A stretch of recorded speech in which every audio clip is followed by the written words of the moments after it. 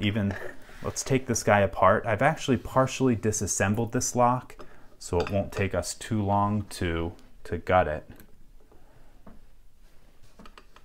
Okay, let's lock it back up.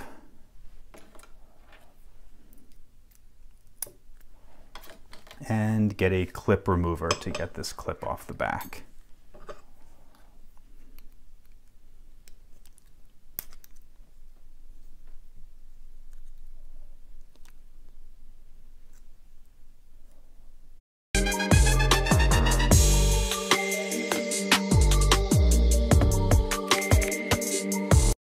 C2 trà chanh, thanh khiết mát lành.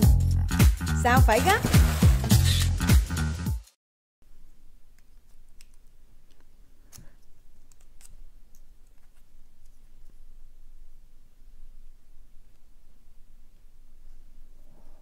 Come on, get off of there. There we go.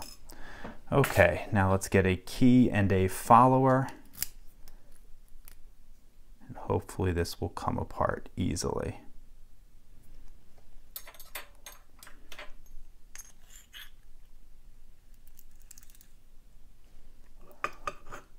Okay, before we go any further, I'm going to show you something in this core. You can see on these front two pins on the left side we have small ball bearings. That is part of the device that allows you to rekey this lock simply by inserting the key, the new key, and turning. What happens is the new key has taller cuts in these two positions. So when you insert that key, those ball bearings are forced up into the Bible. Then when you turn the key, those ball bearings will drop into these tiny little holes in the side of the core where they will stay permanently.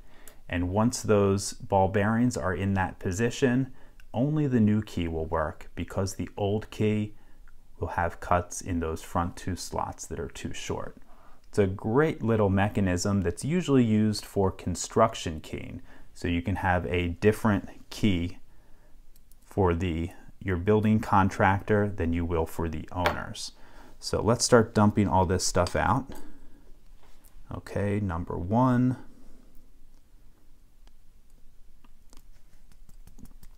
Come on, number two. 3, 4. Okay, we also dropped, what is that, number 6 by accident. Let's get number 5 out. 7, 8, and then I'm going to put 9 and 10 up top. Come on, get out.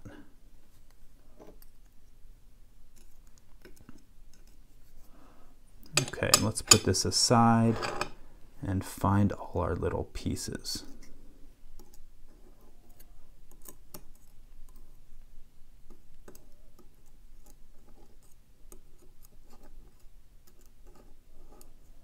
Okay, I think I've got all that arranged correctly. Now let's get the driver pins out.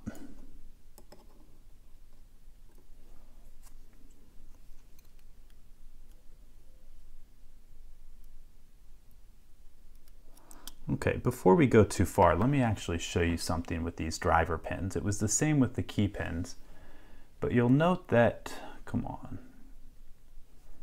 that they're a little bit slanted.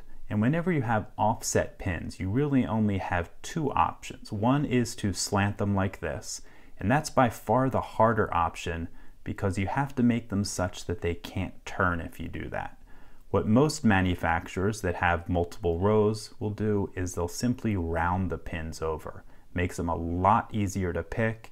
This slanted method is pretty tricky to open up, but it also makes for a very, very expensive rekeying kit because you need slants on both sides all the way around.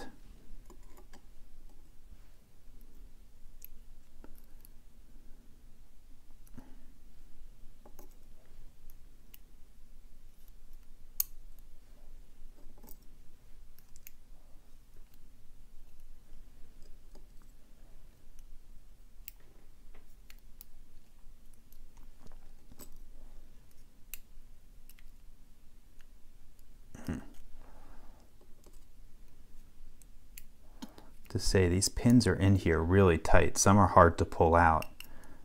It's a testament to the tolerances that Dom used in making these.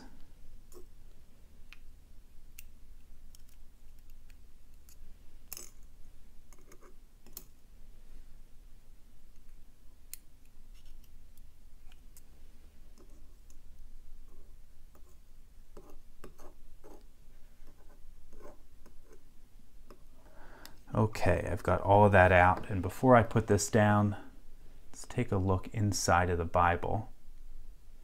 Let me get a light for you. Here we go. Okay, there you can see our 10 pinholes. Nothing particularly unusual in there, other than the fact that there are a whole bunch of pins. Okay, let me show you something interesting about this core. I mentioned that we have to have the pins such that they can't rotate when we have that slant design. And what they did to make the key pins so they can't rotate, and they did the same thing up in the core, is they made each of the pins this teardrop shape such that they can't rotate. It's something that makes for, I'd imagine, very, very difficult manufacturing. But they went through the process of doing that, and it certainly makes for a harder pick. Okay, let me give you a close-up of all these pins.